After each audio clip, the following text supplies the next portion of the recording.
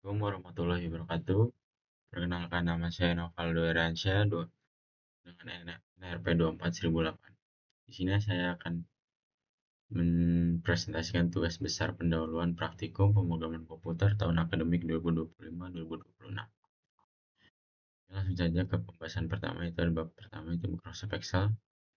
Jadi Microsoft Office Escalinat yang lebih dikenal dengan Excel adalah salah satu aplikasi spreadsheet atau pengolahan angka yang paling populer digunakan di seluruh dunia. Jadi Microsoft Excel biasa digunakan untuk analisis maupun pengolahan data.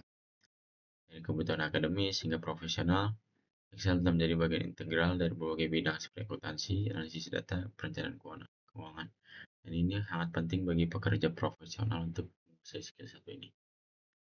Kemudian kegunaan Microsoft Excel. Yang pertama ini ada pengolahan data numerik, kemudian bidang akuntansi dan statistika. Kemudian yang selanjutnya ini kelebihan dan kekurangan Microsoft Excel. Kelebihannya, yang pertama itu dapat diakses melalui berbagai OS seperti Windows, terus iOS, kemudian Windows. Terus selanjutnya ada kelebihannya itu data menjadi lebih terorganisir, kemudian formulanya yang sangat lengkap.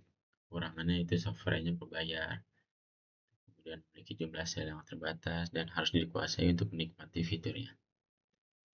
Dan ini contoh gambaran software Excel seperti ada office button, kemudian ini sel-sel aktif. Dan selanjutnya itu pembahasan yang kedua itu bahasa pemrograman Pascal. Jadi Pascal termasuk bahasa pemrograman yang menggunakan bahasa yang dapat dipahami oleh manusia, dan penggunaan bahasa pemrogramannya juga terstruktur. Pascal adalah bahasa pemrograman komputer yang mana cara penulisannya seperti penulisan algoritma struktur bahasa Inggris. Kemudian selanjutnya ada kelebihan dan kekurangan Pascal. Yang kelebihan Pascal ini sederhana dan ekspansif. Kemudian yang kedua lebih terstruktur. Kemudian yang ketiga strongly type. Strongly type ini menentukan tipe data di suatu variabel, dan variabel tersebut bisa dipakai untuk menyimpan tipe dan data dengan format yang berbeda. Dan Pascal juga memiliki kekurangan, itu tidak fleksibel dan belum mendukung sistem pemrograman yang ditunjukkan oleh untuk objek, dan sintaksnya bertele-tele dan tidak cocok untuk aplikasi besar atau untuk menjalankan bisnis besar. Dan ini contoh gambarannya Windows Free Pascal. Kemudian selanjutnya pengertian algoritma. Algoritma adalah urutan langkah logis yang disusun secara sistematis dan digunakan untuk memecahkan masalah. Jadi ini device yang sedang saya pakai ini tidak akan bisa menjalankan fungsi canggih seperti sekarang jika tidak ada program di dalamnya. Instruksi yang ada di dalam inilah yang disebut algoritma. Dan saya membuat contoh sederhananya itu mengatur alarm pagi. Jadi algoritma sederhana itu menentukan waktu bangun pagi, kemudian membuka aplikasi alarm di ponsel kita, dan mengatur waktu alarm sesuai kebutuhan yang kita inginkan, kemudian mengaktifkan alarm dan pastikan aturan tersimpan, dan juga pastikan HP-nya tidak tersilent. Kemudian pembahasan 3 ini bahasa pemrograman RN Studio.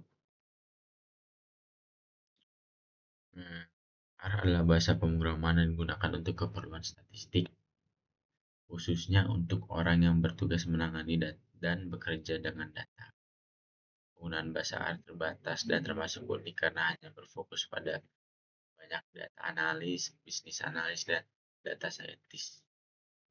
Di sini juga ada kelebihan dan kekurangannya, yaitu kelebihannya R ini gratis dan bisa diakses oleh siapapun untuk menggunakannya. Jadi perusahaan tidak memerlukan biaya tambahan. Kemudian cocok untuk statistik karena memang dibuat oleh ahlinya, ahli statistika. Jadi sangat cocok digunakan untuk mengolah data statistik. Kemudian yang ketiga itu mengatasi data wrangling, menawarkan sejumlah fitur yang membantu data analis mengubah data yang tidak terstruktur menjadi lebih terstruktur. Platform independen. Kemudian selanjutnya ini ada kekurangan juga pemrograman R. Itu termasuk bahasa yang rumit, bahasa yang sulit dipelajari, kemudian keamanannya masih kurang dari sisi aplikasi, kemudian kecepatan yang rendah. Jadi bahasa pemrograman R ini bekerja jauh lebih lambat dibandingkan bahasa pemrograman lainnya. Dan ini ada gambar-gambar contoh interface software RStudio. Dan ini ada jenis-jenis visualisasi data R seperti pie, bar, kolom, kemudian line, area, kemudian ada lainnya lagi, ada scatter. Kemudian yang selanjutnya ini ada kesimpulan dari perbandingan bahasa Pascal dan R. Bahasa Pascal ini memiliki sintaks yang bersih, terstruktur, dan mudah dibaca. Dia mendukung tipe data yang kuat, seperti real untuk angka desimal dan tipe data kompleks lainnya.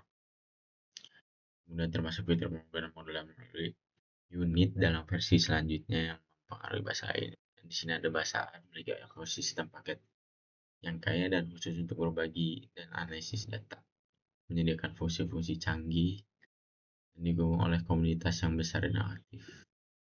Dan di terakhirnya ada kesimpulan dari semua bagian-bagian tadi. Microsoft Excel ini digunakan secara luas untuk pengolahan data numerik, akuntansi, statistika, hingga visualisasi data. Nah, di sini Excel unggul karena tampilannya mudah digunakan, serta formulanya juga lengkap, serta mampu mengorganisir data dengan baik. Kemudian yang kedua ini ada bahasa pemrograman Pascal, bukan bahasa pemrograman terstruktur dengan sintaks sederhana dan jelas.